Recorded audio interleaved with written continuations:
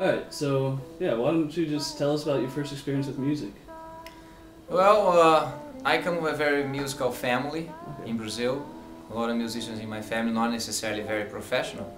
But I grew up with a lot of music in the house. My dad was a drummer, but I guess he stopped being professional when I was born, or my sister was born, she's older than me. And but it's still music. He plays percussion, plays a little classical guitar, actually just acoustic guitar. And his uncle is a conductor from orchestra on some city over there, and I have a relative that plays on a classical orchestra related to whatever state they live in now. I don't know if it's like a big one, but they all do that. My sister plays piano nice and easy, but not super fancy anything, but everybody's there, and music every time. That's how it happens. So I start enjoying music without even knowing. After that, since I am from Brazil, so we have the famous samba carnival parade, blah blah blah. So I start playing percussion with my dad, and I used to go playing on the clubs at night during the carnival. I start playing samba over there. That's my first thing. There's a funny story. One day I was like 9 or so, to a friend of mine's house, and I remember going there. Nobody play anything. Everybody was nice and I have a great vibe with everybody else, but nobody plays nothing. And I was like, doesn't make any sense, because in my house every time there was some kind of music going on, somebody plays something. Or friends of my friends or friends of my dad's friends come there, and a lot of times killer musicians, I have no idea.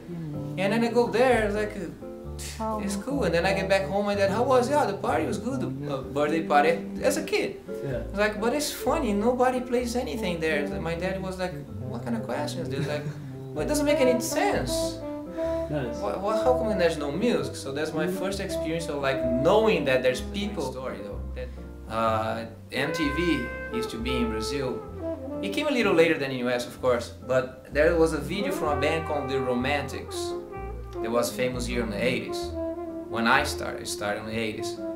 And then I started playing the drums the first time, and I couldn't play anything. I was trying to figure out, I have good rhythm and that kind of thing.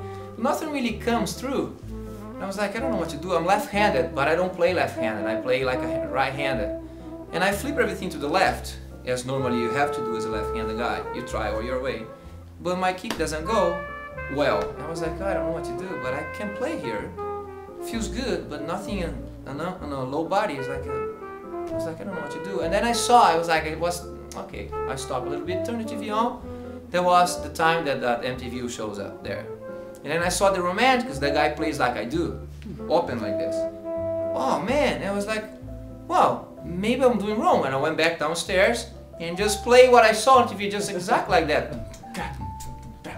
Oh, that makes sense. And then I start figuring out, maybe I go here, maybe, and I start playing. And my dad shows up later in the evening after work, and I show him like, oh, what is it? Oh yeah, well you can play. How did you learn? It's like, oh, on TV. And stuff. Wow, it's interesting. And I said, is that the right way to do it? He's like, well, if it's comfortable, it's the best way that you can do it. Later on, a couple years ago, maybe 5 years ago, I met the drummer in Las Vegas.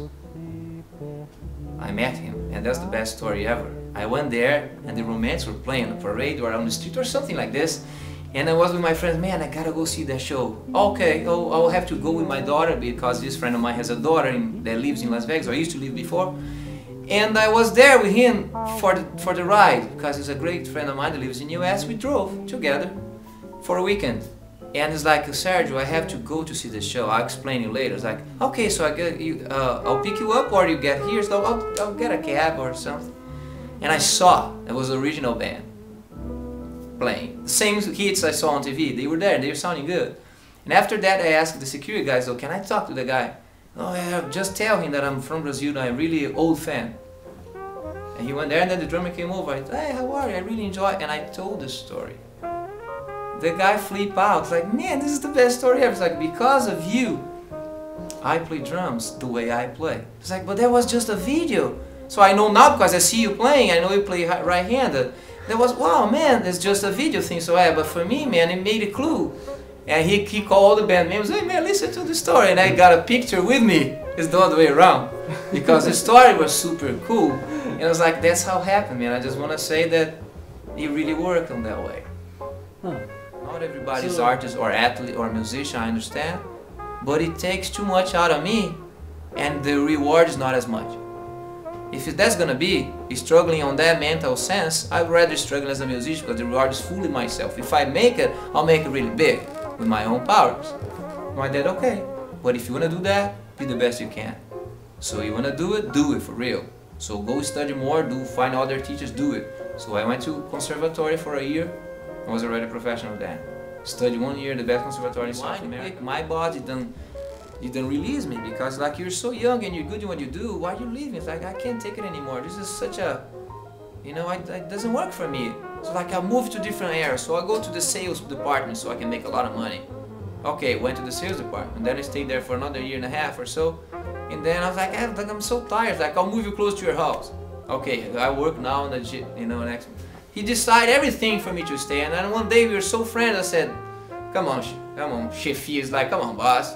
What do you want me to do? End up like you, bold in a huge house of family with 3 big cars? Doing what? What are you doing with that? I mean, I don't want to end up that way, stressful every day. Oh, but you make money. You can make money anywhere in the world when you're good. In '98, I moved in. I sold everything, got maybe 12 grand or 13 grand. And I moved to Los Angeles, applied to the school. And from there, I never left. I go to see my family every year. And I stay in the United States since '98. So here, it's rough because being foreigner, you have to prove twice as much that you can do things than if you're born here. Even though there's not much American, there's a lot of people from everywhere. But you know, if there's an American guy, I mean, should I say this on camera? I don't know if I should, but I'll say it. No, good. I should have said it anyway because I'm not diminishing anybody. It's just saying it's a natural process. But if there's a guy that's as good as I am, hypothetically, and there's one spot, he might take the gig. And I don't think it shouldn't be the other way actually, because I came here. I wasn't invited. I decided to move. So it makes sense. The only thing I don't agree when if you're there and you're not capable. That goes for anything anywhere in the world. That's, you know. But besides that, hey, he can only be in a gig at a time. What happened to the other 3 or 4? I can get the other ones. I'm fine. Who's been your favorite musician to work with? To work with? Yeah. Oh, there's no. I can't say there's one favorite because I'm able to pick and choose for most of the time the gigs I work. So, but Ayrton Moreira, which is one of the most famous percussionists in the world. Brazilian too. He's a Brazilian too. One of the beginning that came over here.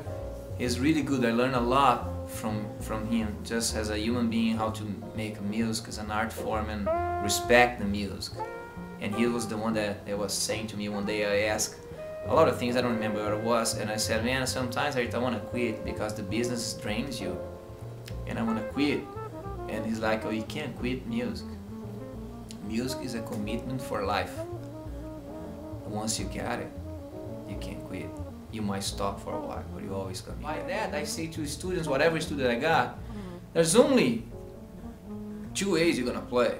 In my opinion, only 2 ways. You play according to your background, which is how you grew up listening to, surrounded by you, digesting without even knowing, and your personality. If you don't like how you sound, you have to change who you are. Bottom line. And if you want to be a great player, you gotta be a great person first.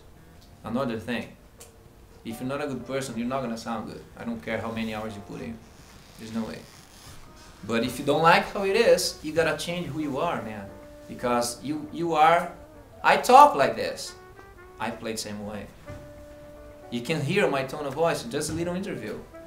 You know, I'm fine doing this. I can do this all day long. But it's true, either you like it or not on the interview, it is what it is. But I play the same way. You like it or not, you're gonna hear me on drums. I don't care if you like it. And I give you the freedom not to like it, and I still be friends with you. You fine. But I'm not gonna do something to make you like me, just for the sake of that. It's not gonna happen. Because that's not gonna be real. So I tell the students, like, you gotta be real to yourself. So you're gonna play the way you are in your background. So, because people searching for a lot of things that they're not really the truth. They are too worried worry too much about things that doesn't really match at the point. It's gonna learn later on when you're already on tour. That's gonna make more sense. But if nobody tells you, you're gonna keep like, I wanna practice diminished scale forever. Gonna be like this guy, or I'm gonna do like Michael Brecker because I do. No, man, you gotta live the life. If you don't live a life, you don't have nothing to say. Nothing comes out. All the stroke I do has anger because of whatever happens here in the US or whatever happens in my life. It comes it. It shows. Even when it's wrong. That's the only way. So that's, I mean, it's hard to teach this because who can get it exactly?